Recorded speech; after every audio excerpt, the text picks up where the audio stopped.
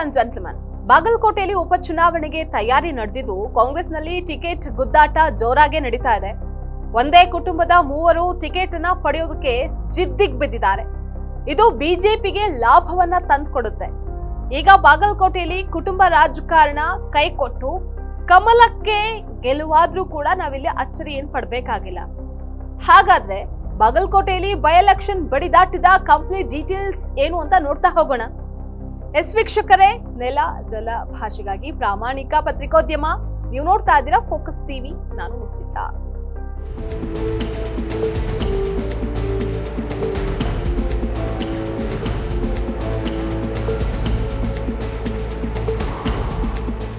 ಬಾಗಲಕೋಟೆ ಕ್ಷೇತ್ರದಲ್ಲಿ ಉಪಚುನಾವಣೆ ನಡೀತಾ ಇರುವಂತಹ ಹಿನ್ನೆಲೆಯಲ್ಲಿ ಟಿಕೆಟ್ ಆಕಾಂಕ್ಷಿಗಳ ನಡುವೆ ಫೈಟ್ ಜೋರಾಗಿದೆ. ಕಾಂಗ್ರೆಸ್ನಲ್ಲಿ HY ಮೇಟಿ ಕುಟುಂಬ ರಾಜಕಾರಣ ಏನಿದೆ ಅದು ಭಾರಿ ಸದ್ದನ್ನ ಮಾಡ್ತಾ ಇದೆ. ಕಾಂಗ್ರೆಸ್ ಮೇಟಿ ಕುಟುಂಬದವರಿಂದಲೇ ಟಿಕೆಟ್ ಫೈಟ್ ಇದ್ದು ಇದು ಬಿಜೆಪಿಗೆ ಲಾಭವನ್ನ ತಂದುಕೊಡುವಂತಹ ಸಾಧ್ಯತೆ ಕೂಡ ಹೆಚ್ಚಿದೆ. ಸಿಎಂ ಸಿದ್ದರಾಮಯ್ಯ ಅವರಿಗೆ ಟಕ್ಕರ್ ಅನ್ನ ಕೊಡೋದಕ್ಕೆ ಬಿಜೆಪಿ ಕುರುಬ ಸಮುದಾಯದ ಅಭ್ಯರ್ಥಿಗೆ ಟಿಕೆಟ್ ಕೊಡೋದಕ್ಕೆ ಮುಂದಾಗಿದೆ. ಬಿಜೆಪಿಯಲ್ಲಿ ಈಗ 3 ವಿಭಿನ್ನ ಆಯಾಮಗಳು ಸಹ ಇದೆ. ಅನುಭವದ ವೀರಣ್ಣ ಚರಂತಿ ಮಠ, ಇನ್ನು ಸಂಘಟನೆಯ PH ಪೂಜಾರ್, ಹಾಗೆ ಹೋರಾಟದ ವೀರಣ್ಣ ಹಳೇಗೌಡರಿದ್ದಾರೆ. ಸದ್ಯ ಕುರುಬ ಸಮುದಾಯಕ್ಕೆ ಟಿಕೆಟ್ ಫೈನಲ್ ಅಂತ ಹೇಳಿದ್ದು ಪೂಜಾರ್ ಅಥವಾ ಹಳೇಗೌಡರ ಇಬ್ಬರಲ್ಲಿ ಒಬ್ಬರಿಗೆ ಅದೃಷ್ಟ ಒಲಿಯುವಂತಹ ಸಾಧ್ಯತೆ ದಟ್ಟವಾಗಿದೆ. ಬಿಜೆಪಿಯಲ್ಲಿ ಹೈಕಮಾಂಡ್ ಮಟ್ಟದಲ್ಲಿ ಲಾಭಿ ಆರಂಭ ಆಗಿದೆ. ಕ್ಷೇತ್ರದಲ್ಲಿ ಹಿಂದುಳಿದ ವರ್ಗಗಳ ಮತಗಳು ನಿರ್ಣಾಯಕವಾಗಿದ್ದು ಪ್ರಬಲ ಆಕಾಂಕ್ಷಿ ವೀರಣ್ಣ ಹಳೇಗೌಡರ ಪತ್ರ ಕೂಡ ಬರೆದಿದ್ದಾರೆ. ಇಷ್ಟು ದಿನ ಕಾಂಗ್ರೆಸ್ನ HY ಮೇಟಿ ಕುರುಬ ಸಮುದಾಯದ ಮತಗಳನ್ನ ಸೇರಿದಂತೆ ಹಿಂದುಳಿದ ವರ್ಗಗಳ ಮತಗಳನ್ನ ಸೆಳೀತಾ ಇದ್ರು.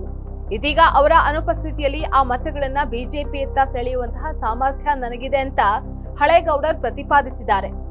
ಬಿಜೆಪಿಯಲ್ಲಿ ಹಿಂದುಳಿದ ವರ್ಗದವರಿಗೆ ಈ ಕ್ಷೇತ್ರದಲ್ಲಿ ದೀರ್ಘಕಾಲದ ಅವಕಾಶ ಸಿಕ್ಕಿಲ್ಲ.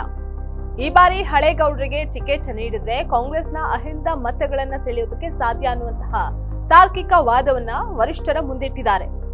ಸಂಘಟನೆಯಲ್ಲಿ ತಳ ಹಂತದಿಂದ ಬಂದಂತಹ ವೀರಣ್ಣ ಹಳೇಗೌಡರ್ ಕಾರ್ಯಕರ್ತರ ಪಾಲಿಗೆ ಭರವಸೆಯ ನಾಯಕರಾಗಿದ್ದಾರೆ. ಎಲ್ಲವೂ ಅಂದ್ಕೊಂಡಂತೆ ನಡೆದ್ರೆ ಕಾಂಗ್ರೆಸ್ಗೆ ಕುಟುಂಬ ರಾಜಕಾರಣವೇ ಹಿನ್ನಡೆಯಾಗುತ್ತೆ. ಬಿಜೆಪಿ ಬಾಗಲಕೋಟೆಯಲ್ಲಿ ನಗುವಿನ ಕೇಕೆ ಹಾಕೋದ್ರಲ್ಲಿ ಅನುಮಾನವೇ ಇಲ್ಲ.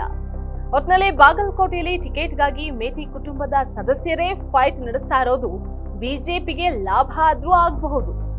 ಇದಾಗಿತ್ತು ಇವತ್ತಿನ ಫೋಕಸ್ ಸ್ಪೆಷಲ್ ಸ್ಟೋರಿ. ನೆಲ ಜಲ ಭಾಷೆಗಾಗಿ ನೋಡ್ತಾರೆ ಫೋಕಸ್ ಟಿವಿ.